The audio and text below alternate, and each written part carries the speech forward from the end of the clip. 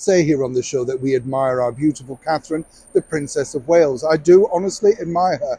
I think she's turned herself around impeccably and really sort of, personifies what royalty is about. Turns up, does the duty, and does the research, knows the part.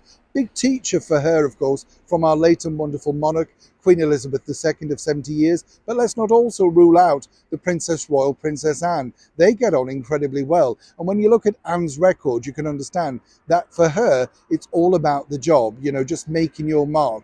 We recently saw Kate pop up at a wonderful nursery interacting with children, and somebody rather cruelly on the television over here said, "Oh, I'm a little sick of that, the fashion plate and playing with children." It's what she's good at. She's a young mom of three. She can relate to the children, and doesn't it make their day and highlight the charity?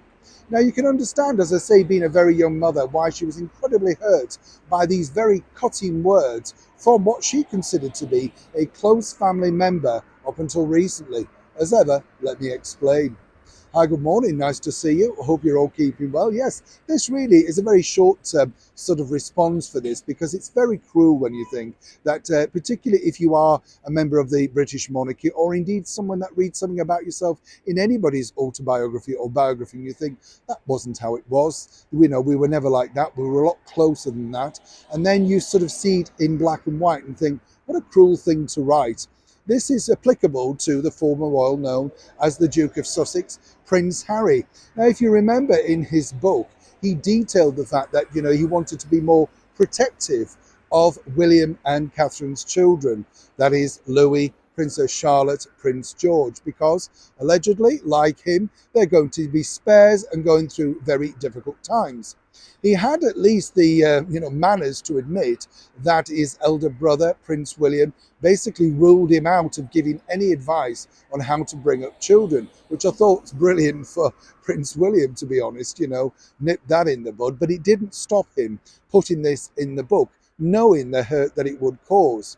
Now, according to a good source within inside the palace walls, yes, Catherine was very hurt by this because, as we've told you before, she comes from a very loving, close family. You can see that they all get on incredibly well. But as she pointed out once to someone close, they did have their moments growing up. You do, don't you? But Pippa and James have been stalwarts in supporting her in her role as, of course, queen in waiting, whatever you want to call it.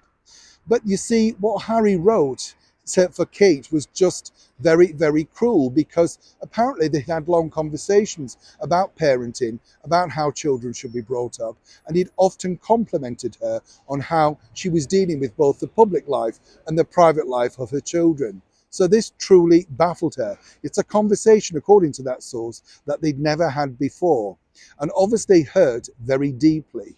Now, as we've said before to you, it's difficult, isn't it? Because whichever way you look at it, Harry now, rather foolishly, has put these comments down in black and white. They're there for the world to see.